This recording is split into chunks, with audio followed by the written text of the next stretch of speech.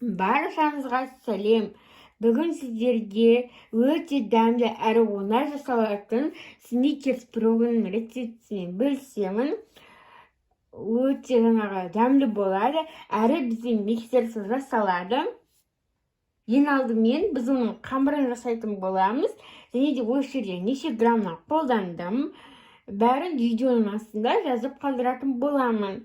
Ол үшін бізде қопсытқыш, жұмыртқа, ұн, қант, какао және де сары майды ертіп алсаңыз да болады, немесе бөлме температурасындағы жұмсақ сары майды пайдаланатын боламыз. Енді жасауды бастаймыз. Ең алдымен қантты, жұмыртқаны жақсылап біріккенше араластырып аламыз. Ешқандай миксердің көмегінсіз венчпен немесе осындай шанышқымен жасай бересіздер.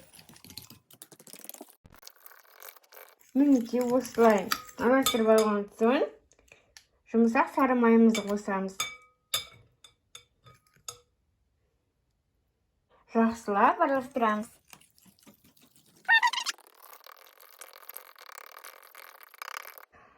Достар, мына жерде менде видеоға анық түспей қалыпты. Яғни біз мына жерде бүкіл жаңағы құрғақ қоспаларды қосып шықтық.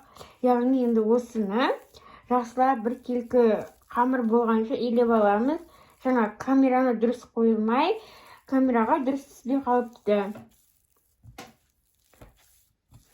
Осы бір келкі қамыр болғанша илеп шығуымыз керек, әрі толықтай илемдеді. Салған жерлерім, айтқан жерлерім видеоға түспей қалыпты.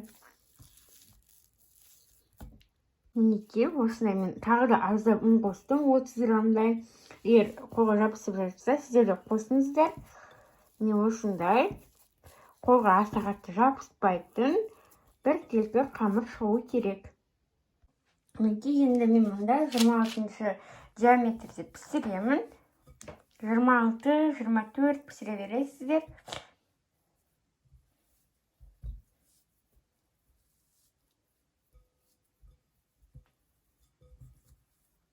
Қамырдың бір көп бөлігін алдын астына қолданамыз.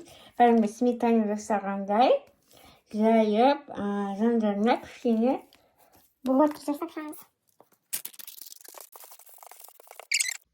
Мінекей, дайын болды. Енді кезекте ішіндегі начинкасын дайындайтын боламыз.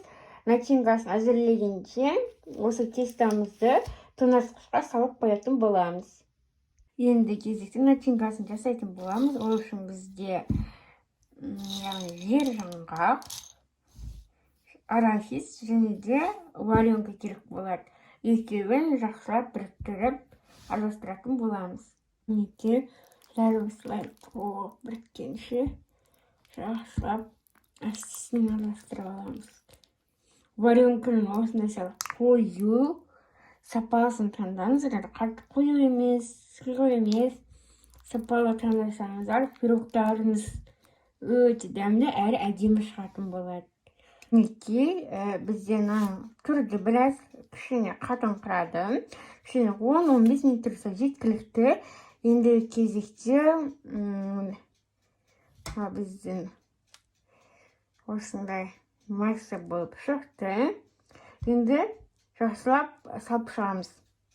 Осы кезде пешімізді 150-170 градуста, әркімнің пеші әртүрлі қызады. Соған қарай қыздырып қоюларыңыз керек. Енді дәл осылай жақсылап бір келтетіп жайып шығамыз. Мінекей, дайын болды. Мен аздап мына жанының кішкене қайтардым.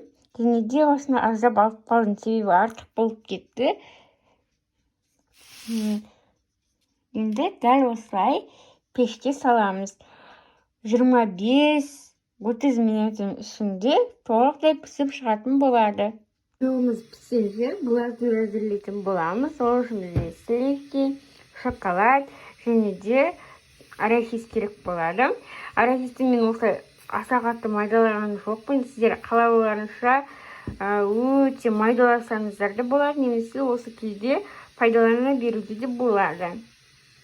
Глазурды жасау үшін ең алдымен сливкілерімізді құйып аламыз ыдысымызға.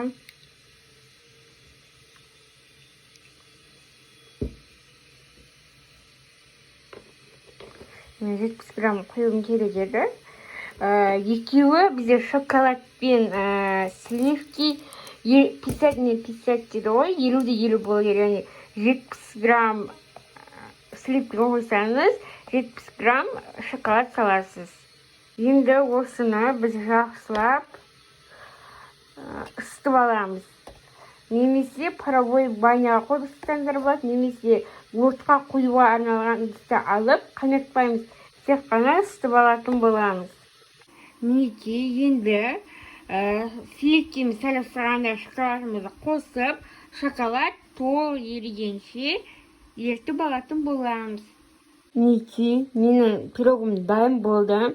Мында мен видео рецепт түсіріп жүріп, аздап күйдіріп алдым. Сіздерге байқаңыздар, себебі бізде варенка дайын өнім болғандықтан тез күйіп кетеді. Менің пешімнің үсті қаттырақ қызғандықтан осылай бетін күйдіріп жүреді.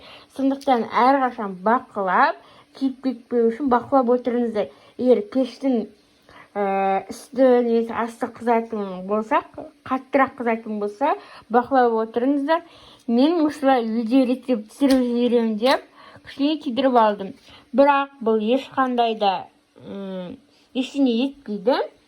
Шоколад қойғанда білінбей кетеді. Мұнда біздің шоколадымыз дайын болды. Енді кезекті осыған орехімізді салып, жақсылап араластырамыз.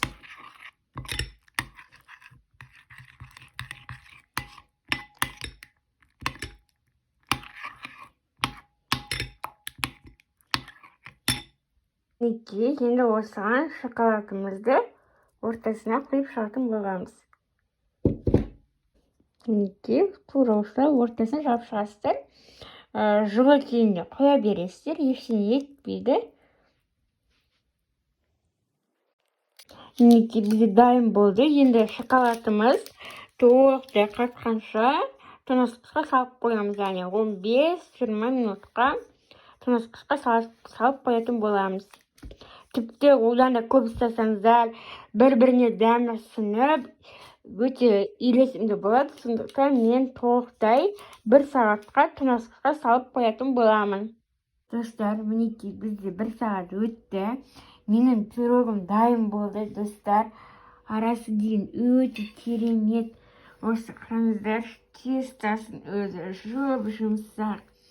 Иісі дейін өте әдемі шыққан. Прям күшті, жұп-жұмсақ, өте керемет болып шықты. Жасап көрулеріңізді ұсынамын. Сіздерге міндетті түрде ұнайтынына сенімдемін. Міндетті түрде жасап көріп, отбасы мүшелеріңізді қуантыңыздар. Сіздерге міндетті түрде жасап көруге кеңес беремін. Міндетті түрде ұнайтынына сенімдімін. Сіздердің ең сүйікті пирогтарыңызға айналады. Міндетті түрде жасап көріңіздер. Өте дәмді әрі оңай жасалатын пирог.